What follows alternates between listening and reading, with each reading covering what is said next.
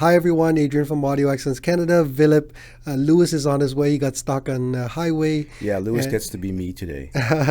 And Alex is behind the camera. Christian decided to take a long weekend. Yeah, the bum. I know, and he's a kid, like, and he's like taking time off. I told him it was okay. There you go again. This is his work term. Shame on him. He should be working. Yeah, I mean, look at Alex. Alex, like, doesn't even have to really be here. Alex has no life, man. You have to understand. He's crying right now. Alex goes to work, goes to school, goes to work, goes to school. That's all he does. Sounds like me, actually. All right, so today we're going to talk about the Magnepan LRS Plus.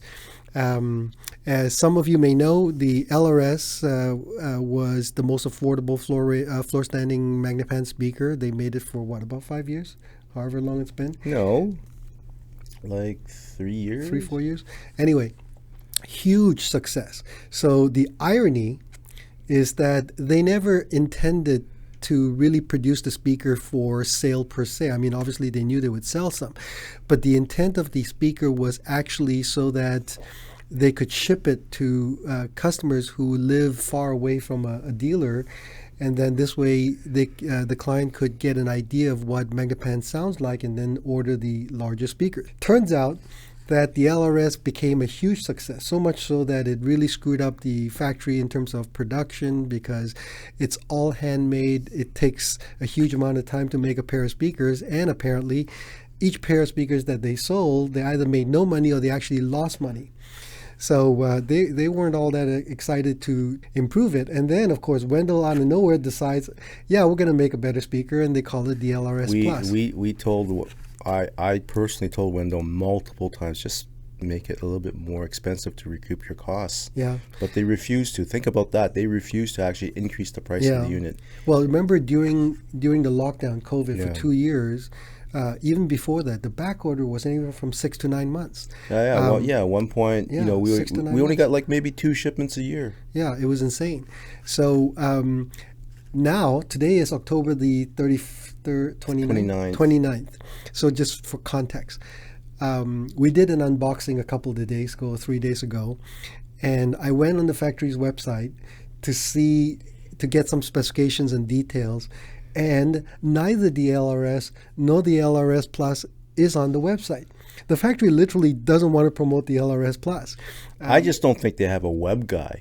It could be. All I know is that it's not there. So, I'm going to take it as if the factory does not want to promote the speakers, don't want to sell it. According to Wendell, there is lots of capacity at the factory. They're ready to go. Just send the orders in. Give us money. Just give us money. Oh, Mr. Lewis is here. Look, Mr. Lewis Davis. Is here. Anyway, you just started, no problem. We've already done the reviews, and it's your turn. It's all done. So the LRS Plus was quote unquote officially introduced a few months ago, and I went to Detroit. Wendell Diller, who is the marketing director for Magnepan, went to Detroit to do a presentation for a reviewer and asked if I wanted to come down. So I went down to Detroit, brought 2 of my iPhones, microphones, and so on, and interviewed him and Galina. Alex will put the link of the interview in the description box, and you can watch that. So anyway, the LRS Plus, let me give you the specifications. But where'd you get the specifications if it's not on the website? Well, I'm assuming it's going to be very similar to the LRS. So it might be slightly different. The dimensions are slightly different for sure. Okay, this is what I know. The LRS Plus is $9.99 US or $13.99 Canadian. The optional stands, which Alex will show you a picture of, is $2.89 US or $3.99 Canadian. It's a 2-way quasi ribbon. Rated frequency response is 50 to 20,000 cycles, 86 dB sensitivity, 4-ohm load. The dimensions are 13 inches wide, 48 inches high, and 1 inch deep, or for the rest of the world, 330 millimeters wide, 1,219 millimeters high, and 25.4 millimeters deep. Now the optional stand, adds about 4 inches So when you install the stand, the total speaker is 4 inches higher, or 101.6 millimeters higher. Okay, as usual, Magnepan does not talk about what they do to improve the speaker. So it's not just us. Multiple people have asked Wendell about the LRS Plus, and he doesn't say very much about. He's very evasive about it. Well, I don't know. The factory just doesn't talk about technical. But isn't Wendell the improvements. designer? We're going to get to that. For many, many years, Magnepan never talked about who designs the speakers, so you assume that there was a design team and so on. Turns out, for the last 20 years, Wendell has been in charge of designing, or at least he's taken on the role of the designer. So if you like the sound of all of the Magnepan speakers for the last 20 years, it's due to Wendell. If you don't like it... So he's not just the marketing manager. That's right. Because he says he's not the salesperson either. That's right. But he really is the chief bottle washer of Magnepan. Yeah. So, and it's all joking aside, it's a real pleasure to know him. The gentleman is 78 years old. And he's actually way younger than even Alex. 78 years old. He's got the energy of a 30-year-old. Anyway, so let's get to the a couple other things. Magnepan has sold thousands, if not literally tens of thousands, of the LRSs. So it gives you a bit of an idea how successful the speakers are. So let's talk about the sound. Who wants to go first? Lewis? Well, there's a new term in the dictionary called astounding. Not astounding, but what can I say? I mean, if it's... Is that a Jamaican thing? Yeah. Astounding? Yeah. Astounding, man. Astounding, man. Anyways... First of all, I don't think that there will be any speaker double the price of the LRS that will even compete as well as the LRS Plus. Absolutely fantastic. I had Magnepans years ago and I loved them. It was astounding. One of the best shows here at this session. Yeah, definitely blown away, especially by the price point on these speakers. Like I don't know how they can sound so good. So yeah, as long as you have the room for them, they'll be great. Yeah. One of the most amazing demo of this show. This technology is absolutely amazing, and I think it's the best. I don't know if I can say that. Bang for the buck. Unbeatable. After listening to a few tracks, it was just amazing. The transparency. Bass, wow. For such a panel speaker, I'm shocked to see the bass, hear the bass coming out of that little thing. I mean, it's amazing. It's not going to go down to sub-bass territories, but for a small space or a larger space, some people may want to add a subwoofer to it. But coming back to the sound, the treble, the mid-range is just so superb. It's hard to describe it. You have to hear it yourself. Listening to it with the Peachtree GAN FET amplifier and preamplifier was just astounding. I mean, it's really remarkable how it sounds. In context, you can't really tell someone how it sounds. You'd have to hear it yourself. Well, isn't that our job, to tell people how it sounds? Well, I don't know. So wait a minute. How does it sound? Yes, Fantastic. On a recommended basis, there's no doubt. This will definitely do much better than other speakers within the price range. Philip? Okay, I've just finished covering the fourth floor here, and this is undoubtedly one of the most spectacular rooms at this, not only at this show, but in other shows I've been to. I found the sound excellent, very well integrated, and you must hear them. It was fantastic. I actually came down to this show, in particular to listen to Magnepan, and I actually was really fortunate to listen to the prototype. I'll be going to Audio Excellence a little later to listen to the LRS Plus, which I am going to be purchasing.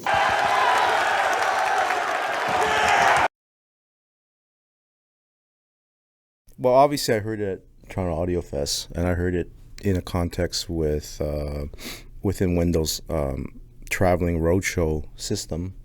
and you use a relatively benign, Marantz disc player going into I don't remember which exact shit preamp he had, but he had shit Vidar amplifier. So it was a relatively modest system.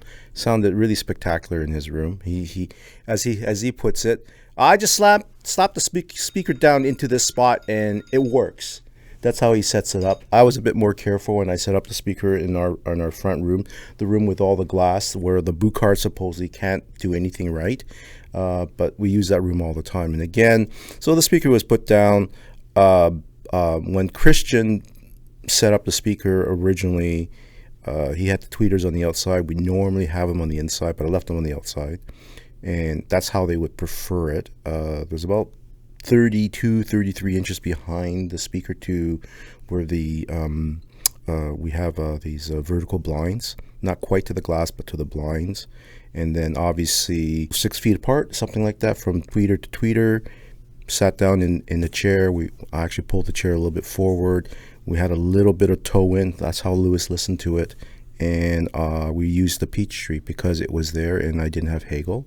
And I thought Hagel would be maybe too confusing because people seem to hate it a lot. I don't know why. It's so fantastic. But we did use the Peachtree, the GAN 400 to drive it. In the past, we've used that GAN 400 with LRS, just the original LRS.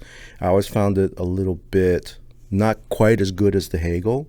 It was certainly acceptable, quite musical, but perhaps it seemed like a little bit underpowered because the LRS, for some reason, it just sucks power.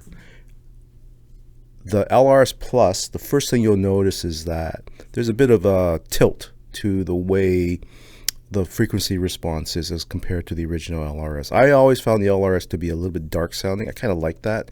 And I kind of had a warmth that, for instance, the 0.7 didn't have. And I found that the LRS Plus was a lot more like the 0.7 in terms of mid-range transparency and clarity and upper frequency extension. I did not find that the speaker had that kind of fabulous bass that you were referring to, Lewis, but there was enough presence there. So more mid-bass than the lowest echelon of what, that lowest portion. It doesn't, that Peachtree doesn't take it down to 50 hertz with any kind of authority. And maybe if we had the Hagel on there, you would notice more of that the speaker was capable of 50 hertz, but not necessarily with the Peachtree. I didn't miss it because most of the music I listened to, I definitely want to hear mid-bass, and it had lots of that kind of mid-bass energy that makes for a very lively and dynamic sound. The one thing I did notice that was really quite exciting, it's exciting. I found that almost every track I listened to, I had some sort of reaction to it in a physiological way. I just found it extremely involving.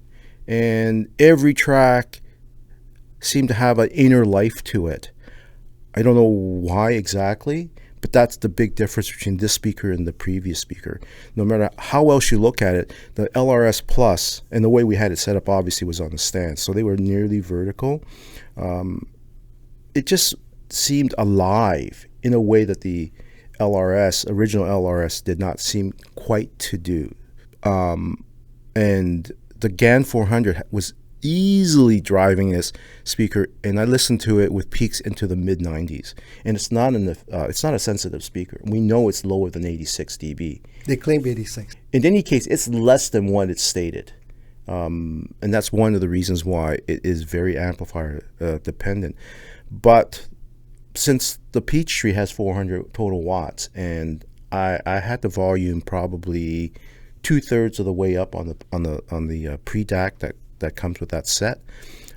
I played it for 2 hours, and I touched the Peachtree amp. It was a little bit warm, and that amp tends to be warm, but it wasn't hot. So we know that. Well, I know that the amplifier had no problems driving that speaker, and I was playing it pretty loud. I mean, the guys will tell you I had the door closed. We heard every single note outside. So, and when that gentleman came in, Denny came in. But when he heard it for the first time on Thursday, yeah, he said that there is no speaker twice the cost of what we told him the list was that could compete with that speaker.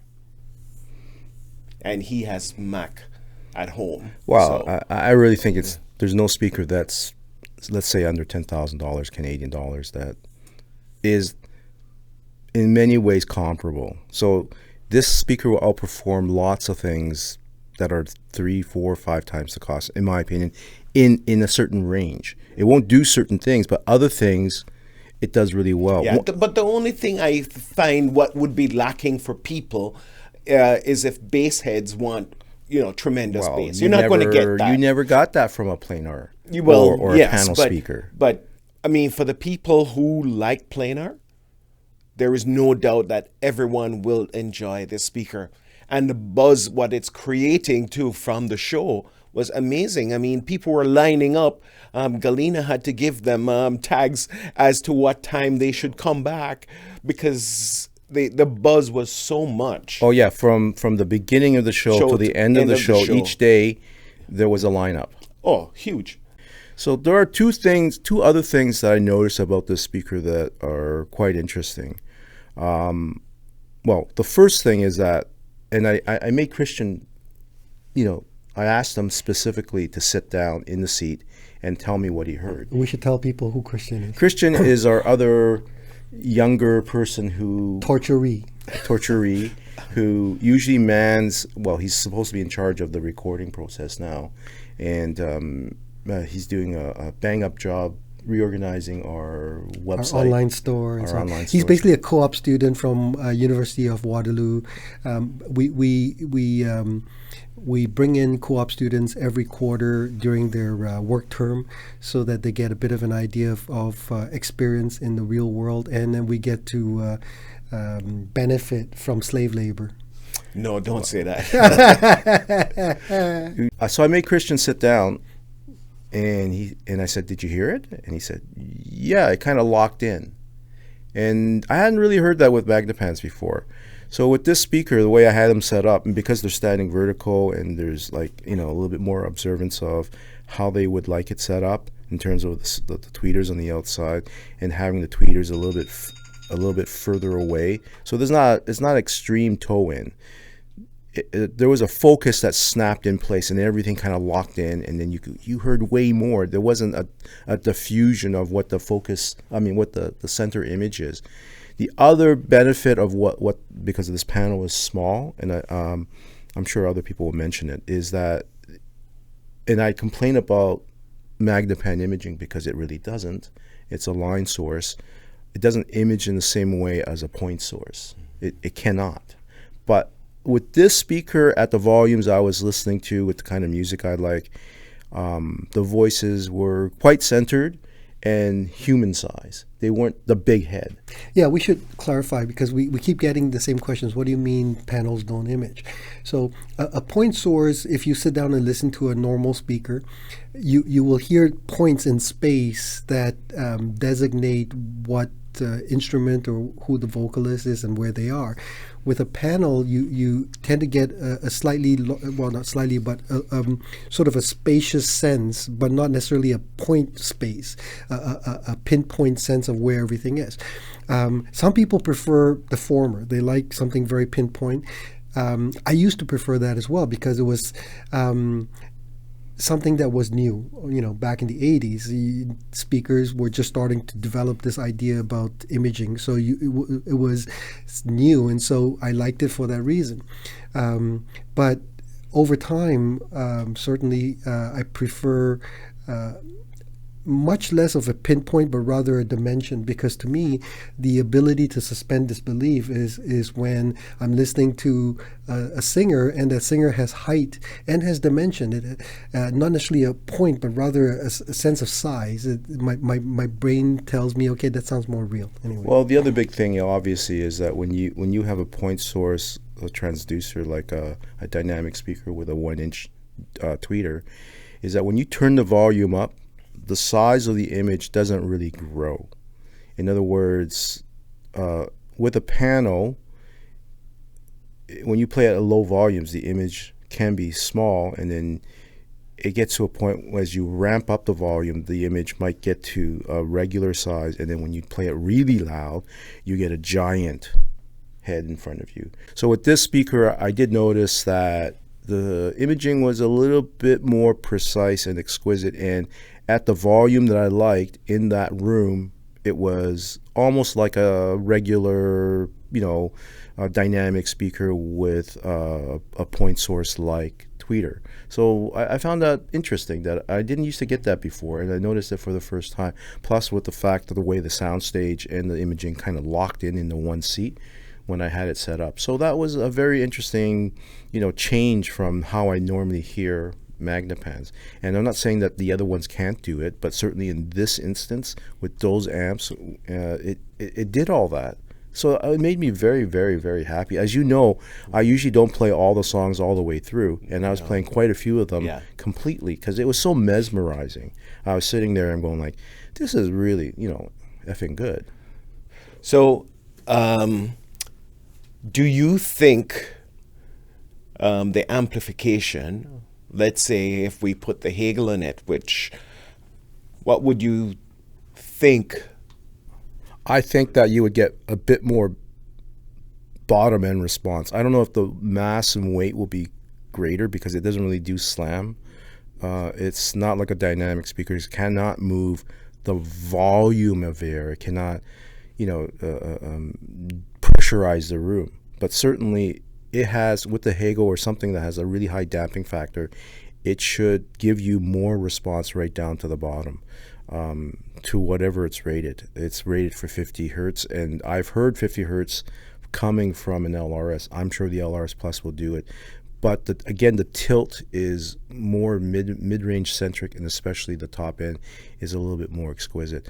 One other thing that I noticed about the speaker is that because the frame is 1 inch, the actual speaker is 1 inch narrower, and it looks beautiful. It looks slim compared to the original LRS.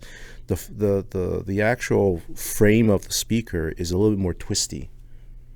Because I checked it. I actually physically twisted it, held from the bottom and went to the top corner, and you could twist it a bit more, and compared it directly to an LRS.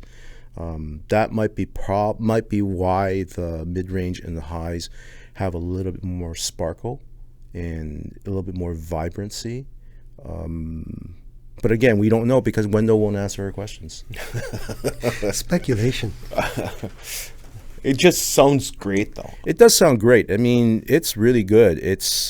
I'm sitting there and I'm thinking like, yeah, it's missing these little things, but everything that it's giving me is better than the speaker before, and I'm having such a good time. I didn't want to stop listening, and I didn't want to stop the songs because normally I play 30 seconds. I know the song so well, going through my playlist. And even my 80s playlist did really well. Adrian, what do you think? My response is sort of a mix of both of theirs. I didn't have any difficulty getting good bass. It certainly depends on the recording. Now, let me qualify. Again, as Villa pointed out, it's not going to give you the kind of bass that a dynamic speaker does. So for people who are used to dynamic speakers, and if you've never heard a panel before, I don't know how to translate that through words. You'll have to hear it for yourself. But the bass certainly goes deep enough. Certainly, if it's rated at 50, it certainly sounds like it could do 50. I was playing recordings that had subterranean bass, which I'll talk about in a bit. And if you didn't know that recording had subterranean bass, you'd be impressed. You go, well, this is pretty darn good. You never really kind of miss it because... No, you don't. And when you consider that the panel is not that big, it's constantly surprising to me that it could produce that much bass to begin with. So I'll give you some examples. So my first impressions, wow, smooth, dynamic, full, clear, detailed, without harshness. And that was interesting because, as Villa pointed out, it seems like tilted in the mid-range and high frequencies. The clarity is incredible. And one of the things that I'm sensitive to is harshness.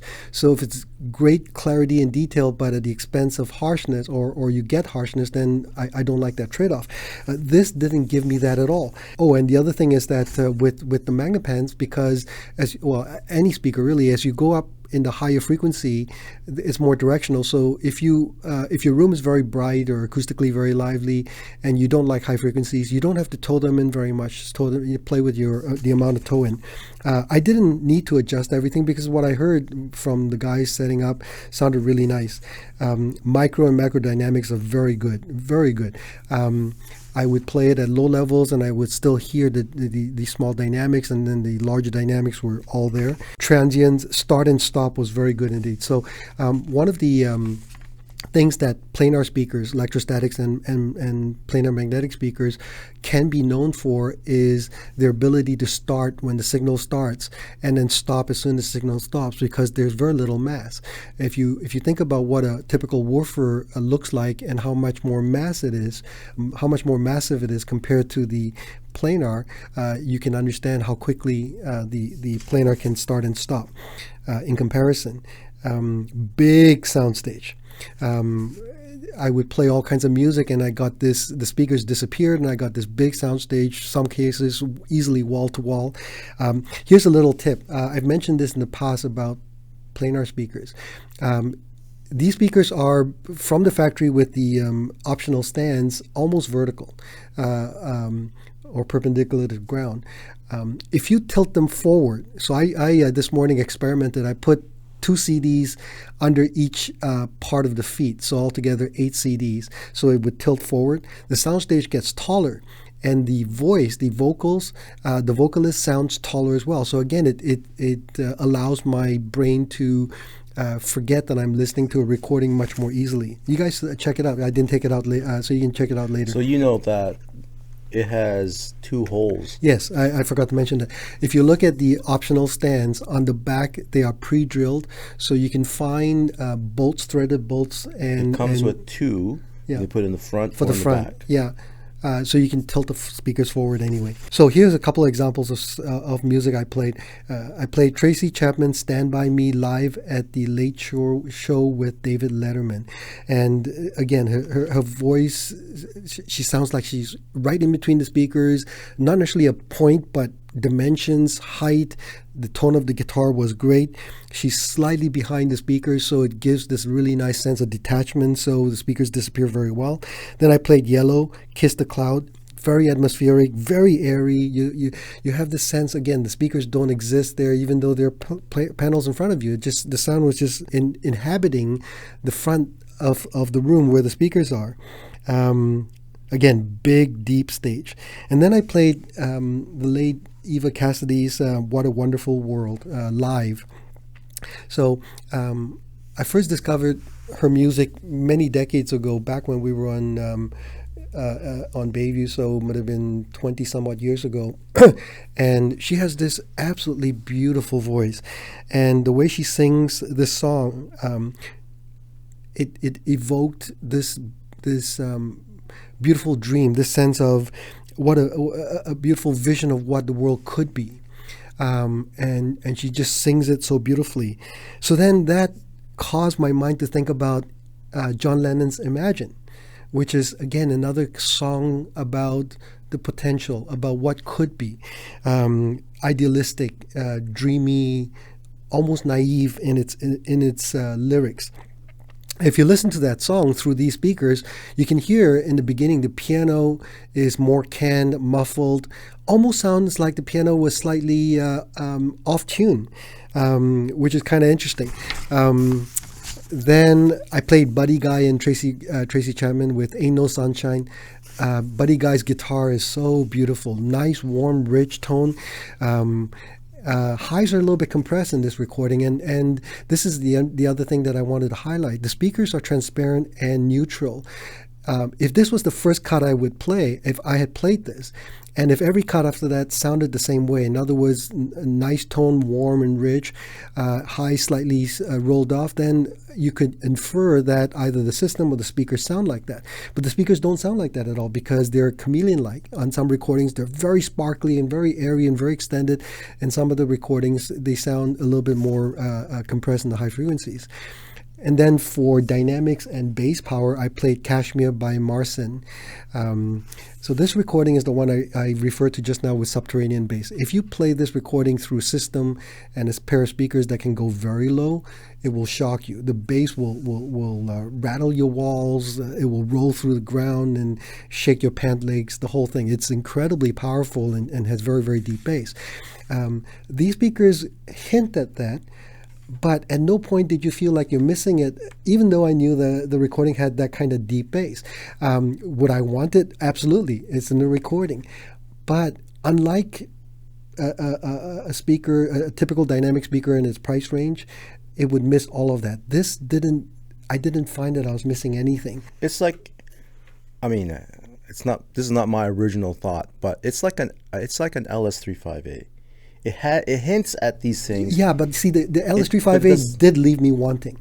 So we'll get to that. But remind me about the LS358 because I thought about that. The other really interesting thing about this particular recording, Kashmir, is that he plays on the body on the guitar. He slaps on it, finger thumps on it, and then slaps his whole palm on it to add dimension and dynamics. So you hear the wood, right? Oh yeah, so but also the snaps are incredible. The snaps, the transients are amazing.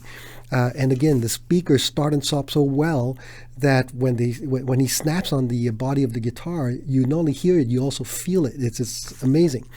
So at this point, I thought, okay, I wonder how loud I'm playing. So I got on my trusty meter between 98 to 101 dB. Oh, you were pushing it hard. Oh my gosh! But the crazy thing is, it didn't sound harsh or loud. It scales or so easily. It's effortless. Yeah. And again, you have to understand, this is a small panel. It's not a big panel. Every so often, I do like to play it loud, and depending on the recording. And it did such a great job, I was astounded. 98 to 101 dB measured at the listening chair, not 3 feet away like a typical measurement, when people say what the sensitivity is. So we're like about 9 feet, something in that I don't range. know, it was loud. And, what people don't realize about that room, the ceiling is very high. So while the dimensions of the width and length are not all that big, the volume of that room is huge. Yeah, and this speaker with the peach tree just singing, no problem at all. One of the nice things about panel speakers, and in particular the Magnepan, is that the only thing that really affects what's going on is the wall right behind it, what we call the front wall. It's not really that dependent on ceiling height or anything to the side, because because it's a dipole, it's either going behind it or in front of it. So some of the room interactions are not similar to what dynamic speakers will do. Monopole might actually have a radiation pattern that is. It was much worse. It's more pervasive. More circular. Yeah, it's more circular. So it involved the room much more. Let me finish off a couple of things. I played a lot of music, and I played pop. Bryan Adams, Have You Ever Really Loved a Woman? And even with a simple pop song like that, it sounded great. Smooth, you remember Smooth, Santana? Yeah. And Rob Thomas. Rob Thomas. For like a whole summer, that song many years ago was the #1 hit. Everywhere you went, it made him millions of dollars. It was, such a very catchy, rhythmic, infectious piece of music, and through those speakers I was moving and grooving and enjoying myself, and when it ended I wanted to play it again. It was fantastic. And then I played some classical music, Hungarian Rhapsody No. 2, Arthur Fiedler and the Boston Pops, and you're right there on the stage with Arthur Fiedler. You can hear the orchestra behind the speakers, spread out deep, and then even when the orchestra is going full tilt and the triangle, you can still hear the triangle. It just rises up. The delineation of the speaker is just absolutely magnificent. So one of the things I noticed about this speaker, that more so than the original LRS, is that it's able, again, a really good speaker is able to play all at the same time, parts that are really dynamic and loud, and parts that are much smaller, and you can hear both parts equally. and this speaker could do that. So that's a pretty amazing thing for something, relatively inexpensive that it can do. I was thinking what to call the thumbnail of this video, and I follow certain people on YouTube when it comes to certain topics I have interest in, and for the last year or so there's been this terrible trend where they title the video "We Need to Talk" or "This is disastrous," without any actual topic related to it. And so every so often I'll click it just because I follow his channel or their channel, and but as I do it, I feel terrible. I feel like this is just totally beneath you. You don't need to do that. You don't need to have these kinds of clickbait. So basically titles. Can we say he likes it? Lewis really likes it? But I was thinking I'm going to call the thumbnail, and unless the people can talk me out of it, I'm going to call it "The Magnepan LRS is not a good speaker, ... and then leave it just like that. And then the video, you'll understand that we actually meant it's an incredible speaker. So anyway, that's my reaction. Did you notice this one other thing? I mean, I had notes from last night. Of course, I was so excited I forgot most of them. But when I played A Case of You by Diana Krall live in Paris, I use that as a test track because it's about the ambient portrayal. How much there's a lot of ambient information when she's sitting on stage, and you can hear everything that's going on. And with some speakers, you just don't hear it. This speaker, I heard it more than something that costs 50, 60 times. It had so much of the sound stage there. I could hear every little tiny thing, more of the shuffling, more of the coughing, more of whatever was going on. I really didn't explore. I have to listen to it again to hear more detail that I previously missed. This was, I didn't believe that. I didn't believe it could do that. What's insane is that we're getting all excited about a speaker that costs about $1,800 with the stands in Canadian dollars that we make almost no money on, and that we can't get any stock on. So maybe what we should say is that these speakers literally suck. Don't buy them because we can't help you with them anyway. I mean, seriously. But the truth is, it's unbelievable. We don't want anyone to take it literally that way. Yeah. But what about the last comment with the LS35A? Oh, yes. So while the LS35A did certain things magically and still do for me, tone, engaging, smooth, very easy to listen to, and yet transparent enough that you can hear all kinds of things, I could never play it loud enough because I knew I would bottom it out and damage it. It didn't have anywhere near enough bass, and I mean the bass cut off at 80 or whatever it is. 120 was a hump. 120. So that's it cut insane. off at 80, yeah. So there's all kinds of instruments that go much below that, and so it never satisfied me for full range music. Whereas the LRS, as I gave you some sampling of the music I played, it played all sorts of music and well, and I am absolutely astounded at the price. I mean, we could say it's $5,000, and if people didn't know any better and then compared it to other speakers, they'd say, yeah, okay, I'll take it.